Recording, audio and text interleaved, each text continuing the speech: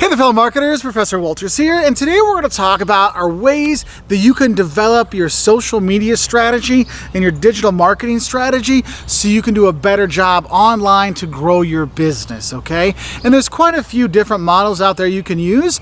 Today's video, what we're going to focus on is the R.A.C.E model. And the R.A.C.E model that you use to grow your online business, well the R stands for reach, okay? When we're looking at reaching, like how will we reach out to our customers, but also how are they going to reach to us to get in contact with us, right? So you want to kind of look at that. What are our strategies for reach? But then also we develop the A part, act.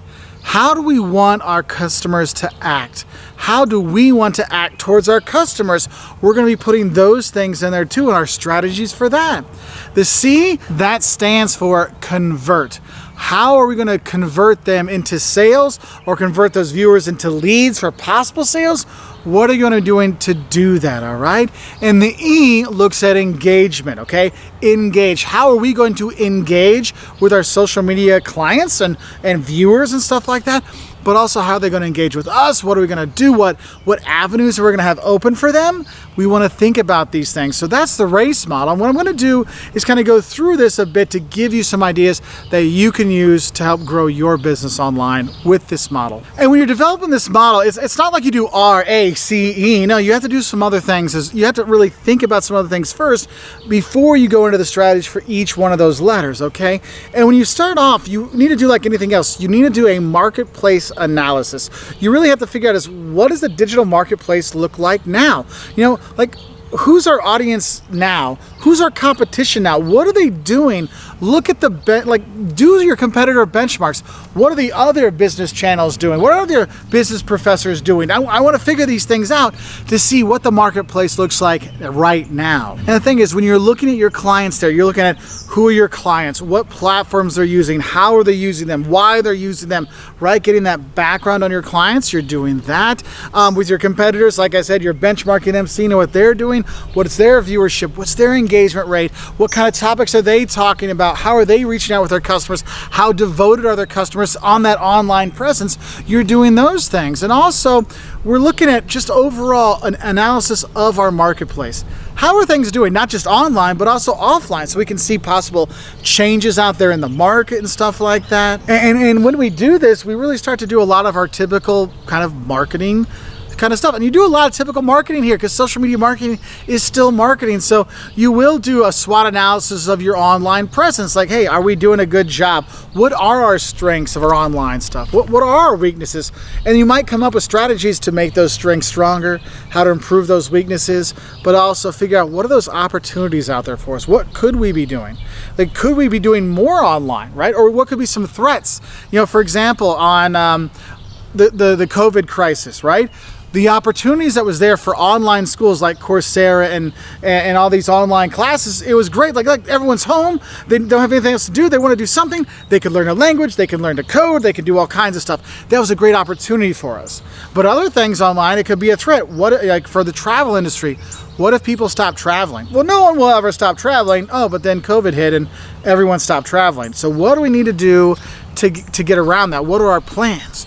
Because you're using this kind of marketplace analysis to get a better idea of how the whole marketplace works. And so once you've got a good grasp of the marketplace, and this is in any business, online or not, you got to understand the marketplace before you can start setting your objectives, because that's the next step in the R.A.C.E model, and that is objective setting. So we need to determine our goals, we need to determine our desires, where we want to be, all kinds of stuff. And so when we look at our goal setting, we will go back to looking at industry benchmarks, not necessarily just our direct competition that we looked at in the marketplace one, but just in general. How's the overall, in general, YouTube landscape changing? Well, you need to know that when you're looking at your overall online presence too, or YouTube presence, because just because travel is dead doesn't mean the rest of YouTube is dead, because the rest of YouTube was up like 60% or something crazy like that. I mean, it wasn't 60%, but online, consumption went up during the COVID crisis. And so we start looking at these things. And so we have to kind of take that into account when we're setting our objectives for the future. And when we're setting up these objectives, you need to make sure, when I say in the future, you want to give yourself specific time frames, okay? It's kind of like, hey, in quarter one, we want to do this. In quarter two, we want to do this. In quarter three, we want to do this. At a 5-year mark, we want to be here. You need to set those objectives out there, because when I have the objective, like I want Professor Wolters to be $100,000 100,000 subscribers by, I don't know, the end of 2022. Right? And so if I look at that, well, that's a little ways off. So what do I need to do? Where should my goalpost be to get there? Because I can say, yeah, in a couple years, I want to be at 100,000 subscribers. But in reality, I have to have like, well, I need to be at 10,000 subscribers by the end of this summer and 50,000 by the end of this year. And you have to put these things together, right? And so you have to think about that when you're setting up these objectives. You got to be realistic with it. And that's why it's really important that you set up your dashboard, which has specific key performance indicators that are going to guide you to there. So like if I'm looking at in terms of growing subscribers to Professor Wolters, yeah, 100,000 subscribers in a couple years, let's say that's our goal. Well, if it's in a couple years, well, what are the things that kind of go along with subscribers? What are the key performance indicators? It's going to be, well, if views start going up, if our impressions start going up, if our view time percentage, like people are watching our videos longer, that's going to help out. If our share numbers are going up, okay, I'm seeing people are starting to really buy into the channel, and so they're going to spread the word more. Those are the things I got to watch out for. Because all of a sudden I see that, wait, viewership's way down. Are we going to get to that goal? No, we see that there's other things out there that's going to indicate, are we getting towards our goal? Okay, so you want to make sure you have all those different performance indicators to help you realize if you are realizing your goal or not, if you're on the right path, okay?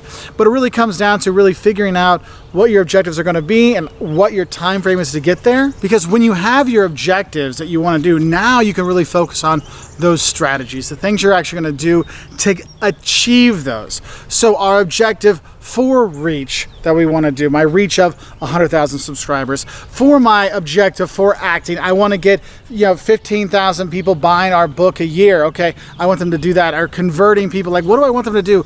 These kind of objectives, I need to come up with the strategies that set up for that. And so when you're looking at your strategies, again, we're doing more of our typical marketing stuff. You're segmenting up your market, you're targeting certain groups, you're positioning yourselves to look that way. I mean, think about it. If I want to grow Professor Wolters to 100,000 subscribers, right? So what do I need to do? Well, I need to segment out my market. I've got my current students, that take my class. So I got 1,000, 2,000 a year that take my class. Okay, and then I've got random people that watch our videos, and I have professors that use my videos in their classes. Well, are any of those really the kind of targets that are going to get me to 100,000 subscribers in a couple years? Well, no, I'll only have a couple years, I'll have maybe 4,000 students. So that's not it. And for other professors using my videos, well, the professor shows the video in class, so none of those students are going to subscribe to the channel, because that's not it. So it's those other people that randomly watch, they're the ones I have to get. So what's my strategy going to be to get them? How am I going to reach them? Well, maybe I need to talk about more wide-ranging business topics. Instead of going through a marketing textbook kind of thing, maybe what I need to do is come up with topics that relate to, how to make money after you lose your job, or how to find a new job, or how to position yourself in the new post-COVID economy and things like that. Those topics, those are topics that are going to help me reach that new audience. Because think about it, you're a business student watching this video. Are you really going to binge watch too many of my other episodes that aren't part of the class? Maybe yes, but probably no, okay? So I had to think about is what are the stuff that's going to get people to binge watch? Because the more they watch, the more likely they're going to subscribe, the more likely they're going to share that information when people ask them about stuff. Ha-ha! And so that's why when you start thinking about your strategies, you realize, man, the value propositions I'm putting out there, that's something I got to focus on. I got to make sure people understand why they should subscribe to the channel, why they should be there, why they should follow that Twitter feed and stuff like that. Why should they go to your website? What's the value you're adding? Is that part of your strategy? You're putting it out there, okay? So make sure you can articulate those value propositions and maybe integrate those value propositions into your content. So people see like, wow, that's a really cool car. And it has a really good price. Yeah, those are both value propositions, people. That could be something that could turn people on to coming to your social media channels, your digital channels, and things like that. Now, developing all this content and the curation topics and stuff like that, that's going to go in here with your race model as well when you're doing your strategy. But also you have to think about is how is your brand going to interact and integrate into your online profile as well, because you can't be one type of brand at your retail outlet than a completely different brand online, because that throws people off. So we got to make sure everything is coordinating between the two. And then that's why it's important that we start developing, engagement strategies that are similar, how we talk to people is similar, how the emails versus our conversation. The stores will be similar. That's why you'll see, like when you go to retail spots, they'll have certain color schemes in the store, and those same color schemes will reflect in the website as well. Okay, so if we're kind of developing our strategy and trying to figure things out, what you end up doing is, if we look at like kind of in the reach phase, okay, some things we're going to be really looking for the acquisition of clients. How can we improve our reach? What are some things we need to focus on? Search engine optimization, yeah, make it easier for people to find ourselves. That's going to help out. Maybe doing the pay-per-click or pay-per-action, where we're going to get clients, the only ones we pay for, the ones that actually want to come to our site. That could help us out. Maybe, I mean, how many of you have seen an Amazon link? I mean, heck, if you're watching this on my channel, you'll see an Amazon link somewhere.